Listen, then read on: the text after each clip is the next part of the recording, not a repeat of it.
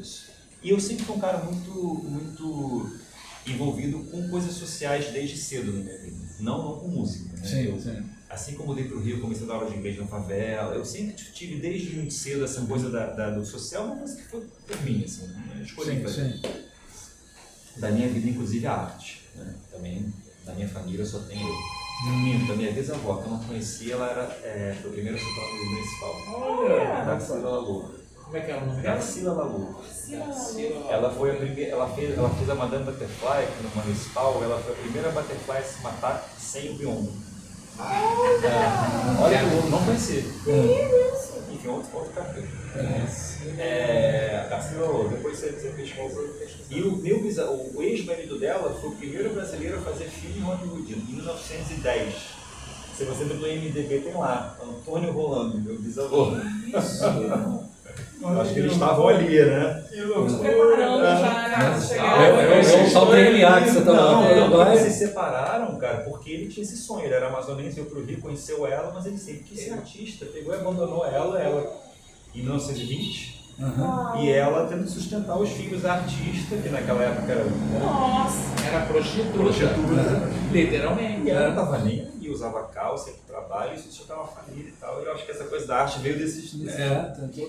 E o Cantareiros foi o seguinte, cara, eu falei, bom, eu vi esse efeito que causava nas pessoas, eu falei assim, bom, eu preciso... Eu tava na favela da aula de inglês nessa época, 2003 ou 2004, e assim que eu comecei a trabalhar com teatro musical, esse tempo desapareceu da minha vida. Não podia mais me comprometer com um trabalho social como era antigamente, que era um dia eu assumia as turmas para dar aula de inglês lá. E aí eu saí, só que senti falta. Eu falei, bom, preciso fazer isso com música de alguma forma, né? E aí eu estava no elenco musical, o primeiro que eu fiz. Eu falei assim, quer saber, eu vou juntar um grupinho aqui para cantar música de Natal. Lá nesse projeto social que é o Solar Meninos e Luz, no Cantará. E aí eu levei esse grupo e a galera do musical que canta, né, aquela coisa brother, bababá, fiz uns arranjos, assim, meu take six, e a gente foi subir o favela para cantar para as pessoas, para as mães grávidas, para as senhoras, para as crianças. Foi uma loucura, as pessoas ficaram encantadas, nunca tinham visto aquilo ao vivo, né, a capela e tal. E eu falei, bom, ok, vamos fazer, como é que eu vou conseguir seguir isso aqui? Eu quero fazer isso aqui. E aí, cara, eu fiz 2 anos no Natal, eu subi a favela para fazer isso. E aí, depois desses 2 anos, eu estava em cartaz em São Paulo, com musical, ponte aérea todo final de semana. E aí eu estava com aquilo na cabeça, porque eu queria tanto cantar no hospital vinha na minha cabeça. E eu não te conhecia ninguém no hospital, na zero. Eu não sabia como fazer um contato para entrar no hospital e cantar, eu não fazer isso. E aí, cara, eu peguei um voo desses de domingo, última ponte aérea, todos os artistas que estão nesse voo, né, que estão em cartaz, Rio e São Paulo. E eu entrei no avião e quando eu olhei para o meu lugar de longe, eu vi que era um meio, né, era uma tempestade, uma noite, e tinham 2 homens grandes, altos e largos, e quando eu olhei, eu falei assim, eu não sou pequeno, né? Eu falei, caramba, eu acho que eu vou dar um tempo, se eu for ali apertado, isso vai ter turbulência, eu vou ficar nervoso, então eu vou esperar. Aí eu esperei na porta do avião, quando falou assim, fechou a porta, eu olhei para uma outra fila que tinha um negócio vago. Daí eu falei assim para a aeromoça, eu vou trocar, tudo bem, sentei. Aí eu e na janela tinha um rapaz, esse rapaz é o Daniel Sorange, sabe quem ele é? Na época ele era secretário de sanitarismo, hoje em dia ele enfim, já é um cara da política do Rio, grande, então nome, Daniel. Não conheci. E aí o avião decolou, ele estava literalmente tremendo por causa das turbulências. Eu puxei assunto com ele. Eu falei assim, cara, e aí? Enfim, você está precisando de alguma coisa, um copo d'água? Ele, não, puxamos o assunto. E ele falou que ele era secretário de sanitarismo do Rio. Eu falei assim, rapaz, eu sou artista, cara, eu queria fazer muito cantar em hospitais, será que isso não pode? Manda para mim o seu projeto. Você tem esse projeto? Eu tenho, não tinha nada. Tenho. Manda para mim amanhã, segunda-feira, que tem uma verba na Prefeitura do Rio para esse tipo de ação. Aí eu falei, beleza. Aí cheguei em casa e falei assim, cara, tem que arrumar um nome e um projeto agora, né? Não tenho nada. E aí, naquela noite, eu sonhei. E no meu sonho, eu estava num grupo de cantores com uma camisa verde, cantando numa enfermaria de um hospital, e quando eu olhava para a camisa dos cantores, eu via um monte de pessoas em uma logo de pessoas brancas, em silhueta, e o nome Cantareiros. E eu acordei no meio da noite com essa imagem na cabeça. Aí eu desenhei No papel aparecia branco, camisa verde, Cantareiros. E fui dormir de novo. Sim. Foi assim. No dia seguinte, eu liguei para um amigo meu que era designer, ele expliquei a ideia, não sei o quê. Ele montou o negócio, eu montei o projeto. Que virou a marca mesmo. Mandei para o Daniel, uma semana depois estava patrocinado. E hoje em dia o Cantareiros tem 170 cantores. E uma história incrível. Então, assim. Maravilhoso. Muito, muito legal. Que incrível isso, gente. Ainda veio no sonho. Veio no sonho. E aí, assim, isso foi em 2007, né? Aí foi. A cada ano que passava o projeto crescia e ficou realmente muito nas redes sociais, etc. Mas, assim, é um projeto que. O Cantareiros é um grupo de cantores que eu sempre prezei muito pela qualidade musical. Então, todos os arranjos e a parte, as bases gravadas, tudo, é tudo muito pensado para o projeto, né? Eu não pego nada de ninguém. É uma adaptação, né? Eu gravo. Gente, os arranjos do Júlio são uma coisa assim. Você É mais do que lindo, não dá pra falar, é maravilhoso. Tudo que ele bota a mão, a música já é bonita, já fica assim. Ele sabe trabalhar com arranjo vocal. Ela sempre falou. Dificilmente uma pessoa faz arranjo vocal, arranjo orquestral como ele faz. É impressionante a beleza com que ele trabalha, vem de dentro dele. Sou testemunha, já fiz alguns trabalhos que ele fez arranjos de direção musical, inclusive Cantareiros, e fizemos alguns musicais juntos. E ele Você bota ainda é diretor artístico da casa? Eu fui da Casa de Letras em 2008, 2009 e 2010, quando eu comecei a Então. Fizemos alguns espetáculos lá. Sim. E assim, tudo isso para falar, só para resumir a história, que assim, o Cantareiros às vezes tem 50 cantores dentro do hospital. A gente vai dentro dos CTIs, Sim. cantando. Eu registrei um desses encontros. E o hospital é aquele ambiente frio, você tem frio, e daqui a pouco e a gente sabe vozes, né? Coro é uma coisa que te eleva num outro lugar, num outro patamar de energia. Então é isso, cara. Os semblantes dos pacientes vão se transformando. E a vibração sonora, né? Música é vibração sonora. Você está mexendo no rap. Mas é interessante que você vai, você dá, né? Você canta, você dá tudo, você fala assim, vou sair esgotado, né? Você sai renovado, é impressionante isso. Às vezes de uma peça de teatro, de uma coisa que você vai cantar, E você também, sai também redimensiona, né? Quando a gente tem, que é natural, né? Às vezes a gente cobra da vida, né? Tá sofrido. O artista em geral tá sofrido, né? Em geral tá sofrido. E cobra da vida. Uma maneira de, assim, tem uma certa reclamação perante a vida, né? Natural, tá esgotado, é difícil, dá, né? Então tem. Aí você vai num ambiente desse e fala assim, nossa, né? Tem coisa pior. A gente não sabe. Tem coisa que gostaria de estar no meu cantando, não é simplesmente vivendo, cantando. E redimensiona muito isso, né? É tão pouco, tão muito, né? Isso é transformador demais. Ao longo de 17 anos já do projeto, a gente se deparou com histórias que assim, o que são milagres? Eu sempre falo que milagre é ciência que não foi descoberta ainda. Exatamente. Mas a gente viu coisas dentro do hospital acontecerem na nossa frente que você não tem explicação. Reações, pessoas que acordaram de coma de 3 anos. Durante a cantoria, sabe? Pessoas que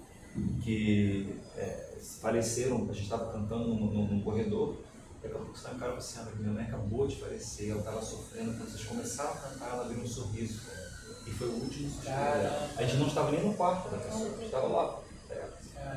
Enfim, são histórias, e pessoas que, na época do Facebook, uma menina que botou assim para mim, ela mandou para mim uma mensagem dizendo que queria agradecer muito, porque ela tinha aberto o Facebook para escrever uma mensagem de despedida para a família, porque ela ia se matar. Sim. E quando ela abriu o Facebook, tinha acabado de inaugurar esse negócio do feed. Sim. E o primeiro vídeo foi um vídeo nosso que viralizou na época de uma música, e passou. E ela começou a assistir, ela desistiu, e ela escreveu uma mensagem para mim dizendo isso. Por causa de vocês, então eu queria agradecer. É a música, né, cara? É a arte. E você vê como a arte é poderosa. Não digo nem a música que eu tenho, enfim, fico pensando. pensando no sentido das coisas que eu sinto, né? Como cantor e como musicista. Eu também sou musicista. Mas canto é diferente de música. Canto é uma outra coisa. É uma dimensão, ela não é maior, né? Mas eu acho que toda música é um simulacro do canto. É uma tentativa de cantar, né?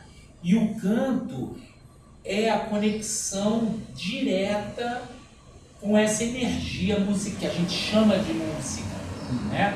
Para mim, tudo tenta ser canto na música. Para mim, desde dos instrumentos percussivos até os mais sonoros.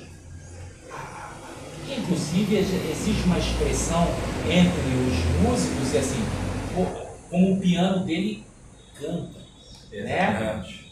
Como aquele trompetista canta, né? Então, para mim, o canto é uma outra arte, ele tem as suas idiosincrasias autônomas da música. A música é uma outra coisa.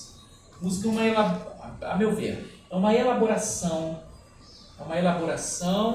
O canto não. O canto não é. O canto é uma manifestação. Ele manifesta, né? É manifestado o canto. A música tem elaborações, né? E tem traduções para mim, traduções do canto, né? Então porque o canto ele mexe com aquela herança do inconsciente coletivo, mais primitivo, exatamente. Tribais. E todos cantam, né? Sim. Até quando você fala é uma música, uma música, né? O sotaque é uma música, uma maneira de entoar uma língua, né? Tudo é canto. Pessoas que já estão se desligando na cognição por um tipo de doença degenerativa continuam cantando. É outro viés. Reconecta o cérebro. Isso é mágica, né? Para de tremer. A gente bota uma música, né? Isso eu já vi também. O cara para de tremer. A pessoa começa a cantar. Depois que ouve uma música que ela gosta. Isso é incrível, O Neil Diamond, ele acabou de dar uma demonstração disso, com Parkinson. Eu vi. Numa homenagem a ele. O cara tá assim, ó. E era um tom, ele pegou o microfone e saiu cantando. Vocês viram isso? Ele saiu cantando. Você se lembra de um vídeo que viralizou também? Uma senhora que tinha sido bailarina. Ela também estava muito adoentada, ela começou a reproduzir. Ela fazia na cadeira de roda, ela dançou lá do cisne inteiro. Exatamente. Na cadeira só com as mãos. Impressionante. O poder da arte, né? E como a gente é privilegiado de poder levar isso para as pessoas de alguma maneira. Não privilegiado porque você tem um dom, um talento, não. Mas a oportunidade, exato, a oportunidade de levar por isso que não dá um dinheiro pra gente.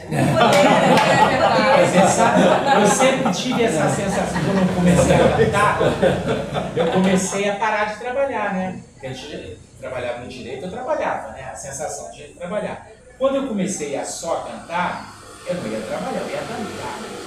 E eu tinha uma fantasia macabra que é o seguinte: eles vão descobrir.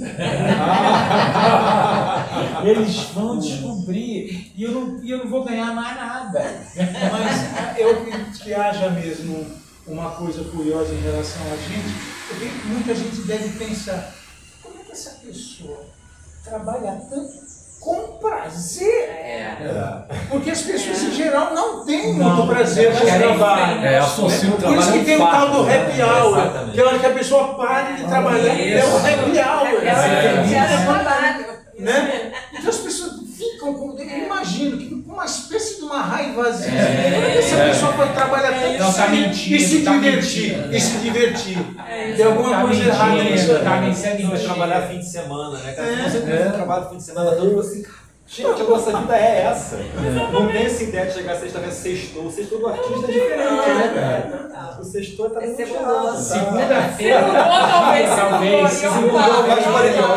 Talvez.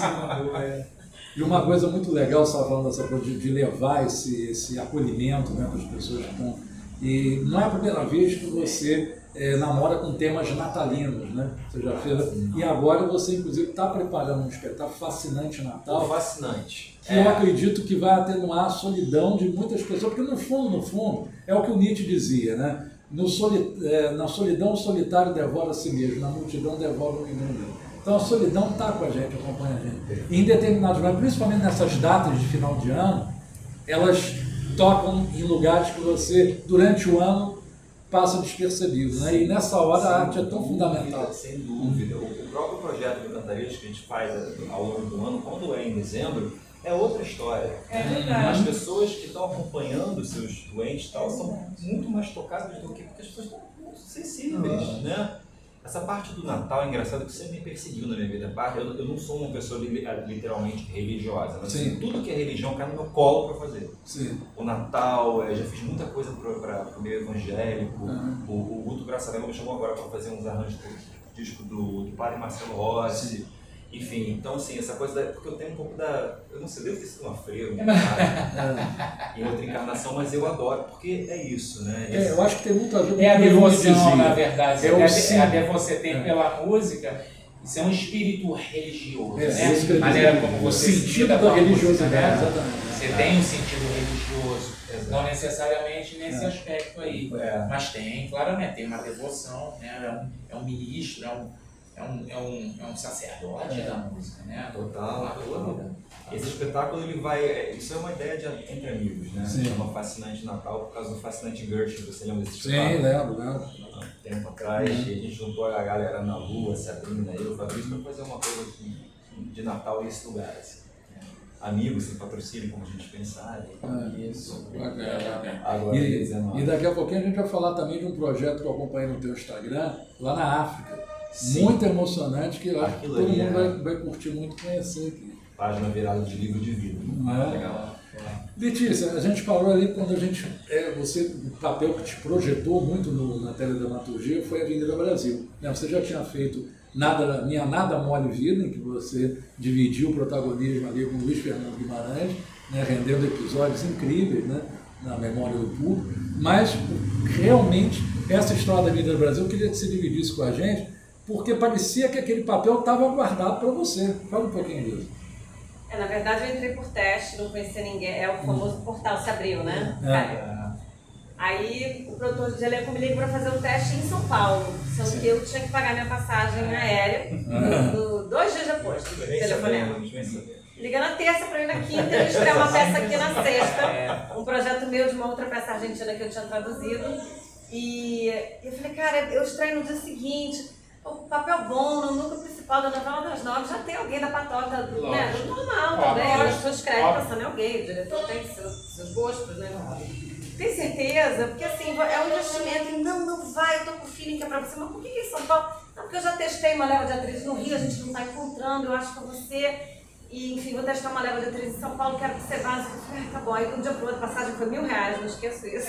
O melhor R$1.000. Naquela época, R$1.000 hoje. Aí cheguei lá, tinha, sei lá, 25 atrizes e o mesmo cara testando a cena com todas, coitadas. Nossa. Aí, enfim, fiquei lá horas esperando, na hora de fazer a cena, o cara já tava de saco cheio e tal. Enfim, foi ótimo que ele me tratou bem mal e era perfeito, porque a cena era isso. E aí, enfim, acabou o teste, passou 3, 4 dias, liguei pro produtor, e aí? Não, o diretor tá viajando, né? Nessa foi quase 2 meses depois, eu já tinha até esquecido do teste, ele me liga e falou, vai rolar. Eu falei, o quê? Vai rolar o quê? O quê? Uau. Aí fui lá para uma prova de figurino, aí cheguei, encontrei o Caruso, falei, muito prazer, você é sua filha na novela e tal. Ele falou, olha, muito prazer, então bem-vinda, mas puxa, você, que interessante e tal. Aí encontrei o Marcelo do Rocha, falei, oi, prazer, eu sou Letícia, vou fazer sua esposa na novela. Pô, legal, você falou, puxa, você, que engraçado. Aí a terceira pessoa que fez isso, eu falei, gente, o que está acontecendo? Aí o Caruso falou, você não leu a sinopse? Eu falei, não, nem me deram a sinopse, gente, eu nem sabia o que era. Sabia meio por alto a história. Aí ele falou, não, porque na sinopse ela é gorda e feia. Que bom que eles contaram. Aí eu falei, por isso que o papel tava vago. Faça gorda e feia, manda. E eu acho que, eu não sei, porque acho que na cabeça deles, a personagem era empresária do irmão, então tinha uma coisa meio dela ser mais, nos pijaminhas de seda, puseram uma coisa castanha no meu cabelo, eu fiquei até mais parecida com a Eliane Jardine, com o cabelo castanho. Sim. Mas aí o Ricardo Washington, né, olhava pra mim e falou, gente, tá uma merda isso, tá uma merda. Não é você não. Tá uma merda, nada disso. E aí, aí chegaram na perua loura da Barra, né? Naquela onda mais... Mas é isso, né? Estava na hora certa, no lugar certo, e eu acho que o mais importante é você estar preparado. E não estar esperando nada. Eu não estava esperando nada daquele teste. Então, eu acho que também quando você faz, sem estar com grandes expectativas, você também se joga, né? De uma maneira mais sincera. Não, e também eu acho que deu para você fazer uma construção tragicômica muito interessante nela, né? O desafio para mim é porque ela era chata. Então, como é que você faz a chata não ser chata? Então... porque é um problema. É um problema. Porque o público... assim, não é só o público, o próprio ator, ele tem que se divertir com o personagem. Exatamente. Mesmo sendo... E tem como você fazer um chato divertidamente. Muito complexo o chato. Muito. Então tem às vezes você tem uma vibração, você é muito vibrante, desculpa te contar, muito assim, viva, né? Então você contagiou, acho que fica paixão nacional, todo mundo queria te ver, quando entrava aquele núcleo da família, pra você direto, assim. Eu acho que a família virou um personagem. Um bloco, assim. Isso. E tinha uma ingenuidade muito verdadeira ali, muito... é muito gostoso. Não, e uma curiosidade, aquela maneira de falar infantilizada, já constava do roteiro? Era do texto, estava na cena do teste, já tinha. E aí um dia o Ricardo Washington falou pra mim isso também, a gente se encontrou lá nos corredores, ele falou assim, só você pra fazer aquele horror com verdade. Porque uma mulher daquele jeito não dá pra acreditar. E tem muita gente vinha falar comigo. Eu falo daquele jeito com meu marido. Eu falava, não faça isso. Não, eu acredito que muita criança ficou seu fã, né? Muita criança. Eu falava, mas sua mãe deixa eu ver a novela, gente. Essa novela? A minha filha vai fazer 10 anos e não viu. Não dá, porque eu achava que não dava pra ver, né? Muita baixaria ali, muita violência. É maravilhoso. Mas eu acho que teve um outro grande achado ali também. A coisa do improviso, né? Do jogo. Tinha muito ator de teatro também, né? E isso foi uma coisa que a Amora Maltner, que era a diretora, que propôs, inspirada na obra do Cassavetes. Elenco bom, os anos se fazem mais. Bem escalado. Elenco bom e bem escalado. Isso aí já é meio sucesso garantido. Eu acho que qualquer um pode ser. Às vezes dá certo, mas às vezes, gente, tá puxado. Mas enfim, e eu acho que teve uma grande sacada dele ali também, que era o próprio núcleo dramático da novela, era o núcleo de humor também. Até tinha lá o outro núcleo de humor, lá do Cadinho, mas tinha uma coisa ali da família que tinham duas camadas acontecendo em paralelo. Acabava sendo meio híbrido, dava pra... Então era interessante, acho que muito esse caminho do tragicômico, porque acho que é por onde eu mais vou, assim, geralmente me chamam pra fazer comédia e tal, mas sempre com esse lugar de uma verdade, então que eu acho que entra nessa coisa mais humana mesmo, né? Sai da alegoria. Exatamente. Você tem uma característica muito presente. Você tá, assim, a cena você tá fazendo o estereótipo do personagem, mas tem uma presença real ali que traz uma verdade muito bonita, muito bacana, que chama muita atenção, assim, muito legal. Gente, para por aí, que eu tô precisando trabalhar. Aliás, eu vi o da Furacão, amei. Você viu? Eu vi. Eu sou comadre da Soraya, Ravena. Ela é madrinha da minha filha. Maravilhosa, Soraya. Nossa, a gente amou, amei, fiquei encantada. Foi mesmo. Eu nunca tinha visto uma ópera em português. Você foi no dia que eu fui também. A gente se encontrou lá. Eu achei uma experiência fantástica isso, de você ver a história ser contada, porque o musical você para um pouco a história, entra a música que agrega na história, mas não é completamente diferente. É tudo cantado. E quando você tá lá lendo a tradução do libreto, né, ou as legendas, não é a mesma coisa. É verdade. Achei uma experiência incrível. Pra nós também. Não, e vocês arrasaram. A emoção de cantar em português, um texto em português, né? Porque a dramaturgia é uma coisa complexa musical. Os Júlio sabem também. E tem humor. A música tem uma dramaturgia. Tinha um gênio, um gênio. A música traz uma dramaturgia, a natureza de quem escreve a música. Traz já uma dramaturgia. Não adianta botar uma letra em português, aquilo vai virar brasileiro. Não, exatamente. Não é bem assim, né? Não é bem assim. Você pode até abrasileirar, mas a música é muito soberana no inconsciente, né? Ela bate num lugar incontrolável. A letra não, né? A letra você traduz.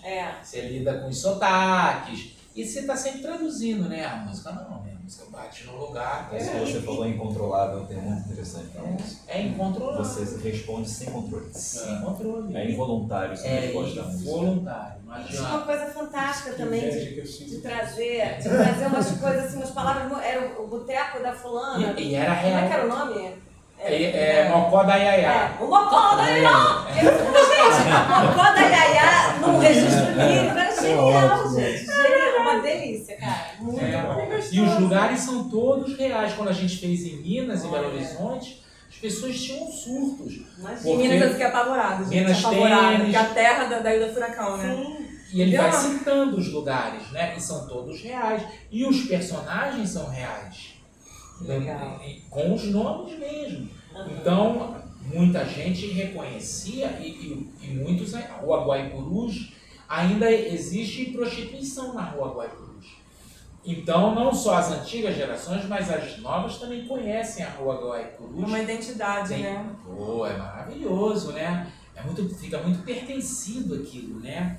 Muito interessante. Incrível, experiência muito E no teatro, Letícia, você também fez 2 projetos recentes, um em 2023, que foi o Caso, com o Otávio Emílio, e que a sua personagem também é um contraponto de um paciente totalmente, né, que perde o prazer, digamos assim, de viver, né, nas coisas da vida.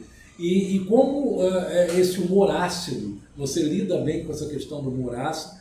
Isso vem se revirar nesse novo trabalho teu, Mostra a Tua Cara também, que você faz uma bailarina de axé.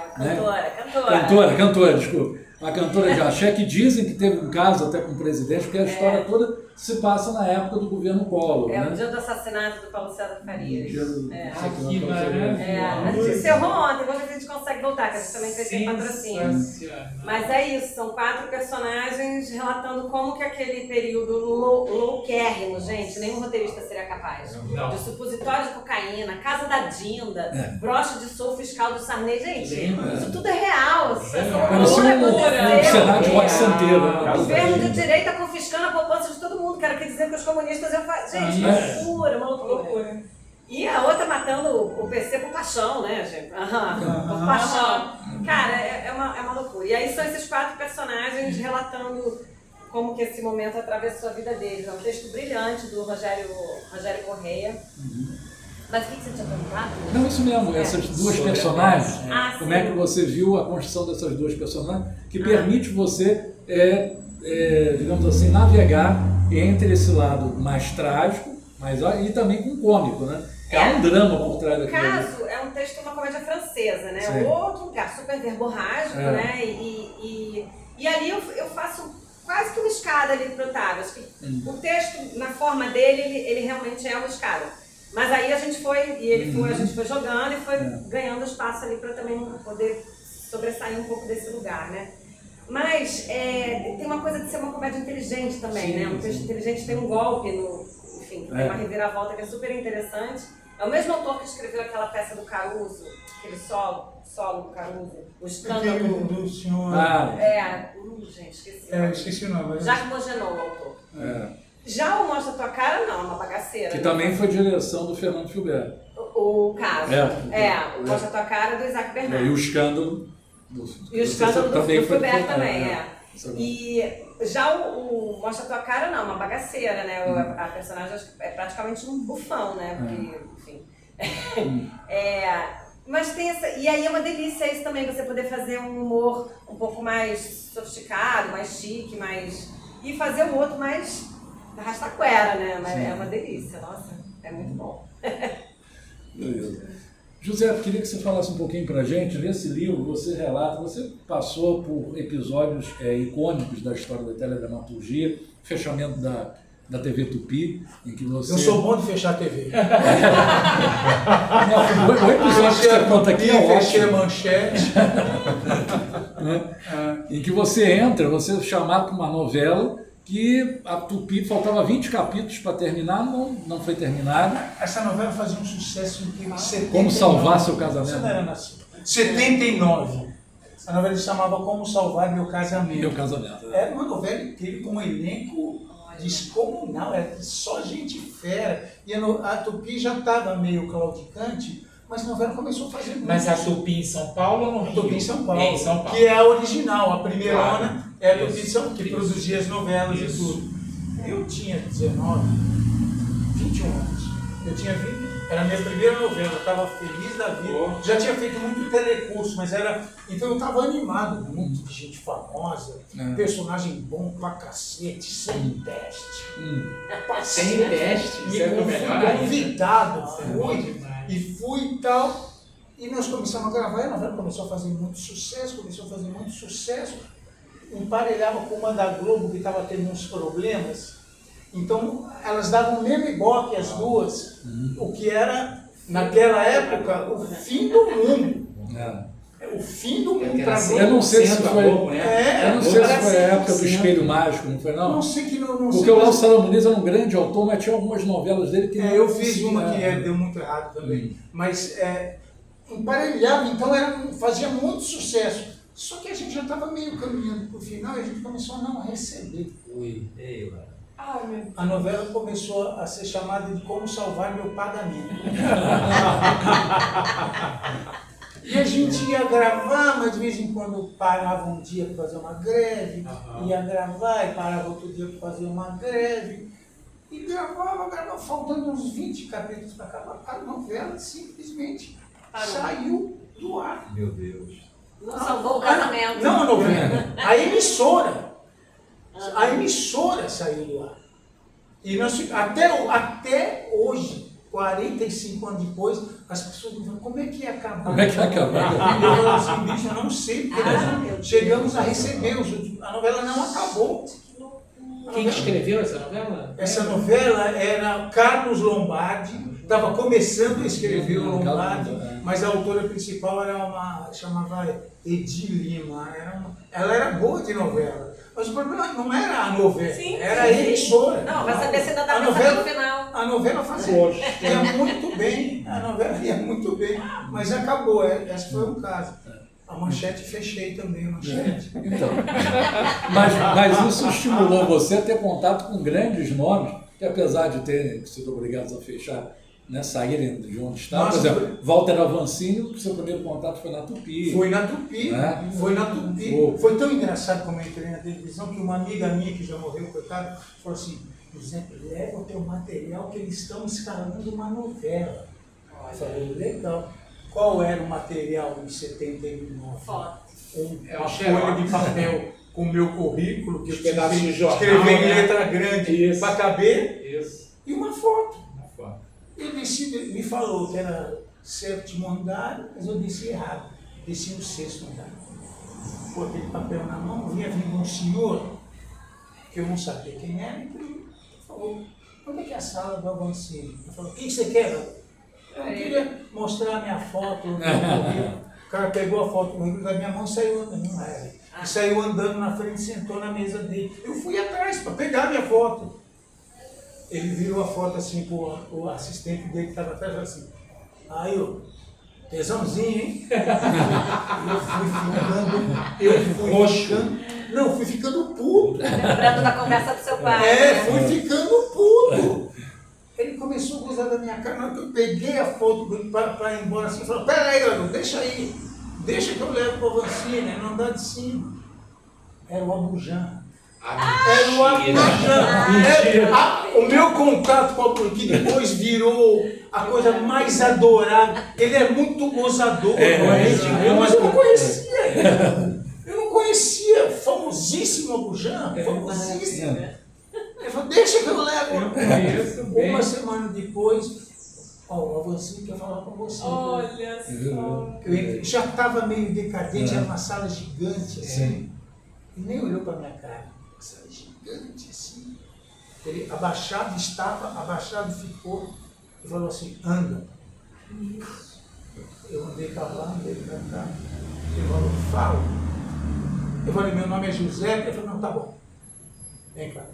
Aí escreveu no papel um valor lá, falou, é isso, quer? Era uma amostra. E comecei a fazer, nunca mais parei. Já fiz umas 40 novelas. Felizmente as coisas sempre correm quase muito bem para mim. E na Manchete, duas grandes surpresas para você, que foi Cananga no Japão, que foi um grande sucesso. Justamente em Cananga do Japão, 89, que foi os 200 anos da Revolução, que eu também estava lá em Paris e gravei na Torre Eiffel. Aconteceu uma coisa engraçadíssima em Paris, fomos eu e Cristiane Torlone gravar a Lua de Mel.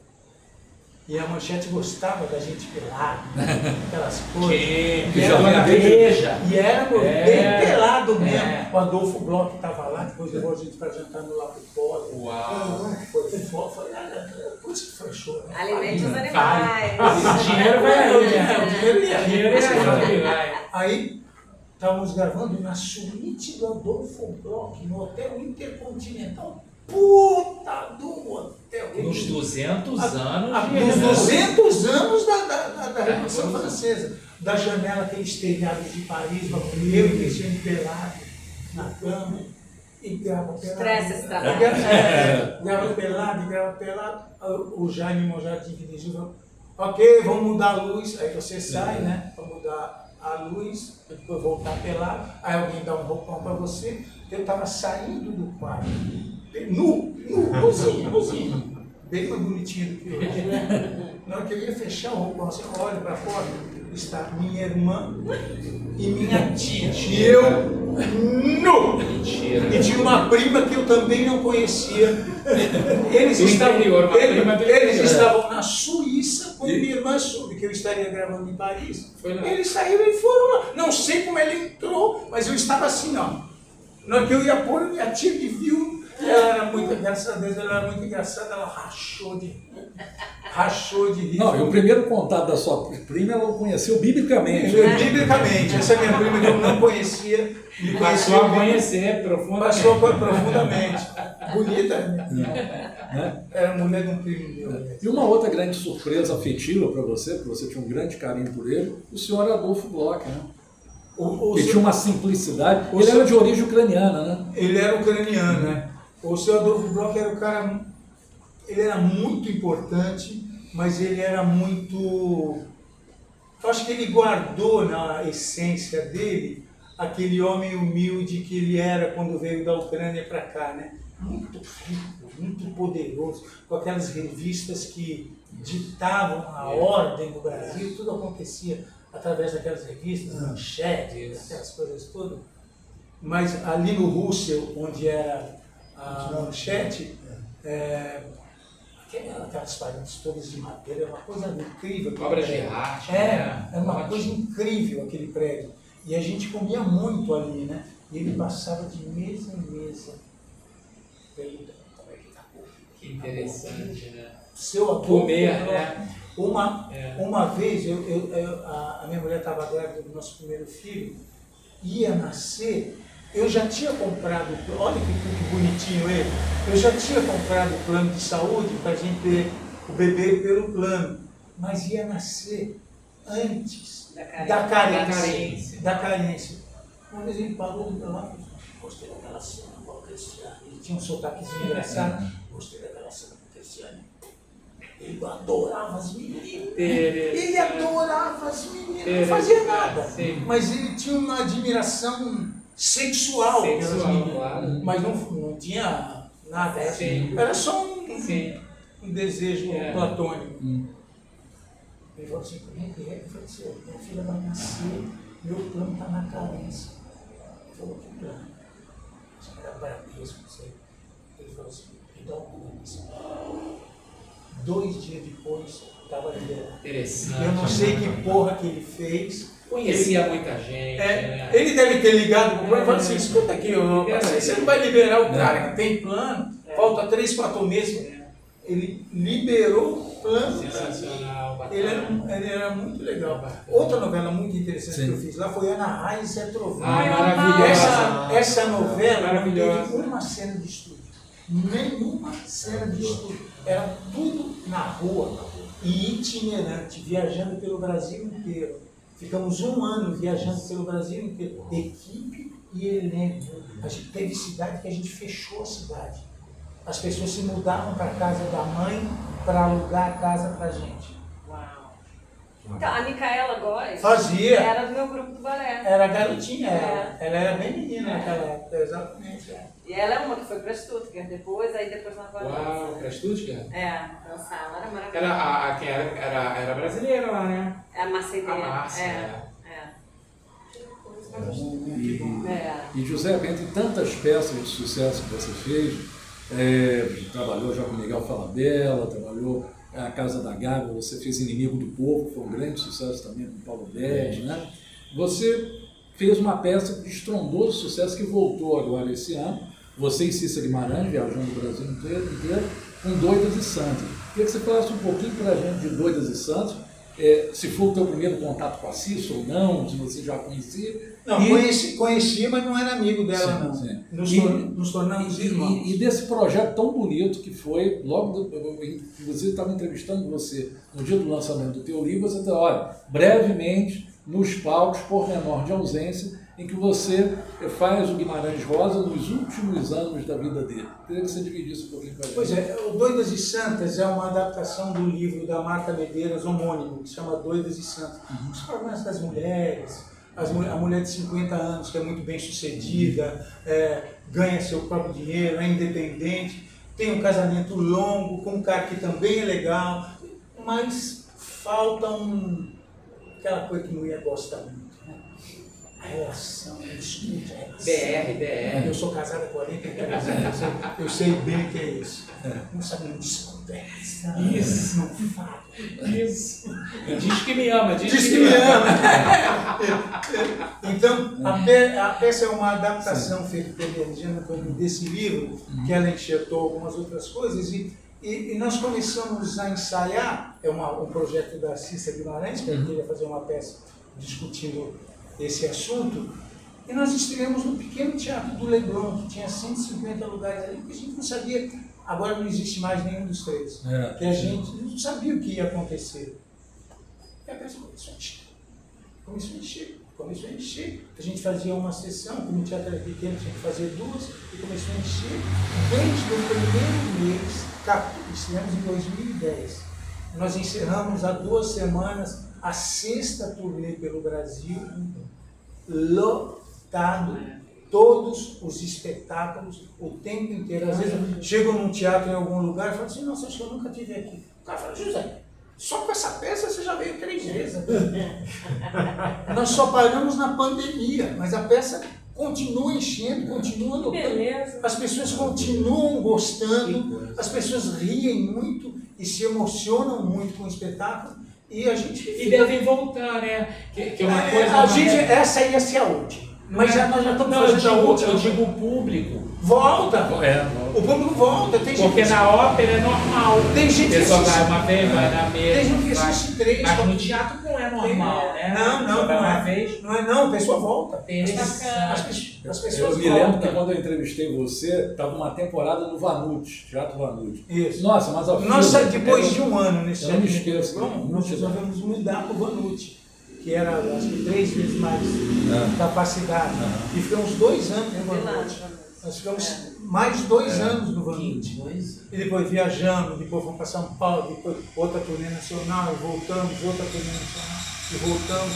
E é a mesma equipe, e é o mesmo elenco desde sempre. Que bacana. Então, é difícil às vezes você muito difícil. Mas é que a gente não é? Não, a gente se gosta de verdade, virou uma família, é bem legal. Equacionar ali.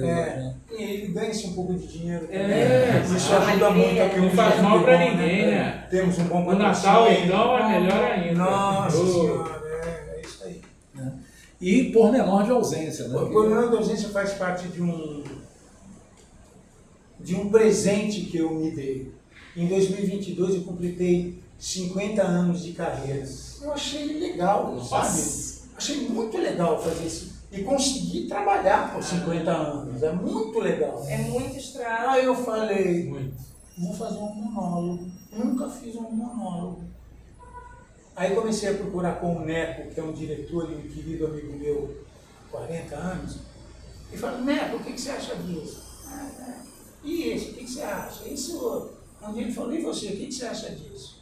E me mostrou esse texto da Lívia Baião, que fala dos últimos 9 anos da vida do Guimarães Rosa. Se fala do Guimarães Rosa, mas se fala da obra dele. Alguém faz o Riobaldo, alguém faz não sei quem, mas da vida dele ninguém fala. Esse texto é de um doutorado da Lívia Baião, que é a nossa autora. Uma das disciplinas dela, ela escreveu esse texto. É um texto de 1 hora que fala dos últimos anos da vida do Guimarães Rosa e do desejo incrível que ele tinha, embora negasse, de entrar na Academia Brasileira de Letras. Verdade. Ele queria muito entrar na Academia Brasileira de Letras. Se candidatou, perdeu uma vez, outra vez ele desistiu, até que finalmente ele foi eleito por unanimidade exatamente como ele queria. Ele não queria disputar com ninguém. Ele era meio esquisito, né? E assim que ele foi eleito, ele falou: eu não posso tomar posse. Se eu tomar posse, eu vou morrer. E hoje me aconteceu uma coisa incrível. Hoje eu fui conhecer a casa, antes de vir para cá, a casa do Guimarães Rosa, ali no Arpoador. Ele era diplomata? Ele era médico, diplomata, ele era fodido. A mulher dele, a Araci, assim, a heroína dos judeus, porque ele foi embaixador em Hamburgo durante a Segunda Guerra. Então, muitos dos judeus procuravam a embaixada brasileira, a Araci dava umas mutretas, o Guimarães assinava os passaportes, e muitos deles vieram para cá, vieram para o Brasil e foram salvos pela Araci. Tem uma estátua da Araci, não sei aonde por aí, de tanta gratidão que os judeus têm por ela. E essa casa na Arpoador ainda existe? Existe, eu fui lá hoje. Eu conheci o escritório. Uma sobrinha dele falou: ele morreu ali, ó. Ele morreu ali. É incrível. Ele morreu no Rio. Morreu aqui na Arpoador. Assim, morando, né? Morando aqui. Ele morava ali. Aliás, é uma casa grande. É aberta a visitação? Não é aberta a visitação. É da família ainda? Ainda é da família. Está sendo alugada para Airbnb. E tem a máquina dele ali. Tem o tabuleiro de xadrez dele, tem a escrivaninha dele, está sendo alugada para Airbnb. Famosa terceira geração. Tinha que ser um museu. Terceira geração. Mas enfim, ele falou: se eu tomar posse, eu vou morrer. Adiou por 4 anos. E morreu. Ele tomou posse daqui e morreu no Brasil. Não foi um mês depois, não foi um ano depois. Foi 3 dias depois. Ele tomou posse. Até a morte do cara é literária. É literatura. É poética. Essa história que a gente conta na peça. E esse ano foi muito interessante. Porque E existe uma biografia dele ou não? Porque ele tinha uma vida recatada. Muito, né? Recatada. Mineiro? Ele era mineiro. Mineiro. E esse ano foi muito interessante, que eu aproveitei a turnê do Doidas e Santas, e junto com a turnê do Doidas e Santas, às vezes o pessoal vinha embora. Codisburgo, né? No Codisburgo não fui ainda, porque lá não pode nem cobrar bilheteria e nem tem dinheiro, e eu cansei de pagar. Então, agora não posso mais pagar, eu preciso ganhar alguma coisa, né? Mas eu saía de BH, ia para Ouro Preto fazer a peça, então eu fiz muito interior com esses. Eu levo uma mala, a roupa. Dentro da mala tem os livros. É sua lojinha. É minha lojinha, meu lojinha. E saio fazendo por aí. E o segundo prêmio era escrever um livro. Não porque eu tenha pretensões literárias, mas porque eu gosto de escrever e porque tem umas histórias nesse livro que toda vez que a gente se reúne, você conta a história de Ivan Lins, você conta a história do seu trabalho social, você fala que não foi para a Europa dançar. Eu conto umas histórias dessas que fazem parte da minha vida. E essas histórias aqui, tanto tem nesse livrinho que eu lancei na Bienal de São Paulo, vendeu um pouco. Eu imagino. Vendeu um pouco. Fiquei espantado, porque eu não tenho editora. Eu liguei para o cara e falei: vocês editam? Eu não edito. Quanto custa fazer? Mas foi o que eu te falei. Aí eu paguei, fiz e saí vendendo e recuperando. Porque quando você diz aqui, a vida não é fácil, a vida é difícil, mas como é que é a frase? Não me lembro exatamente. Mas você diz é simples, a vida é difícil, mas é simples. E os seus relatos, comecei a ler o livro, eu devorei ele no mesmo dia. Por quê? Porque parece que a gente está fazendo esse bate-papo. A ideia foi essa. Ele queria até que o revisor do livro queria corrigir o para.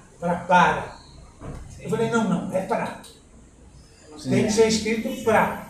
É uma conversa, não é uma literatura. Não, e a apresentação como se fosse na máquina de escrever. Isso, exatamente. É uma coisa com um tom de improvisado, embora não seja. Exatamente. Agora uma pergunta, José, você também interpretou Picasso no teatro, você fez Freud, na peça Freud e Mahler, com um grande amigo seu de longa data, o Marcelo Escorel. Isso. Como é o ator representar pessoas que foram tão marcantes na história da humanidade, como você agora com Guimarães Rosa também? Eu me dei conta recentemente que eu fiz vários personagens que existiram. Eu fiz Simão Bolívar, eu fiz o Arthur. O Arthur também. Eu fiz o Klaus Mann no Mephisto. Eu fiz uma porção deles, de pessoas que existiram. E você perguntou sobre o Picasso e Freud, né? Freud foi uma experiência incrível, porque é a reprodução de um encontro que ele teve com o Mahler, o grande Mahler. Sim. O Mahler era casado com a Alma Mahler, uma mulher desejadíssima, fogosíssima. E segundo o Mahler fala para o Freud, eu falo assim, como é a sua relação com a alma? Ele fala assim, doutor, eu sou vegetariano.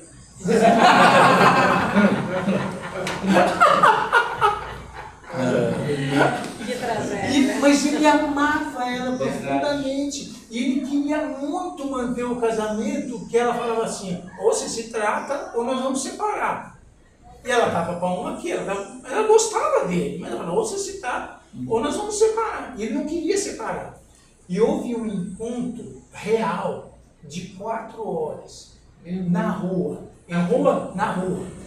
Não, mas combinada. O Mahler combinou com o Freud umas 10 vezes e não caía. Até que esse dia ele foi. Esse encontro durou 4 horas e, segundo o Freud, foi incrível para ele. Foi a primeira vez que ele fez uma terapia de curta duração e que deu certo. E o Mahler saiu desse encontro dizendo que ia chegar em casa e ia arregaçar. Ia ser o cara. Né? E a peça termina com o Freud dizendo assim, está claro que com os problemas de saúde que ele tem, ele vai morrer logo. Mas pelo menos vai morrer feliz. Uma coisa que você traz para a peça é um humor que o Freud tinha, que quando você lê as obras completas, você não tem essa dimensão.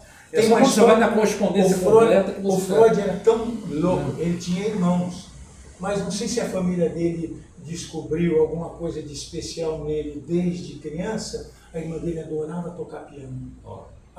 Tocava bem piano, adorava tocar piano. Mas quando o Freud entrava no quarto para estudar, a família falava, silêncio até ele sair de lá. Tudo parava. Talvez o filho mais velho, talvez. Tudo parava para o Freud estudar. Também era maluco. Nem um gênio é absolutamente normal. Não tem como. Pelo amor de Deus. Vou ter que... Tá bom, Letícia. Desculpa. Queria agradecer demais. Já deu 4 já? Já. Meu Deus, A gente vai dar uma paradinha aqui, a gente faz um fechamento.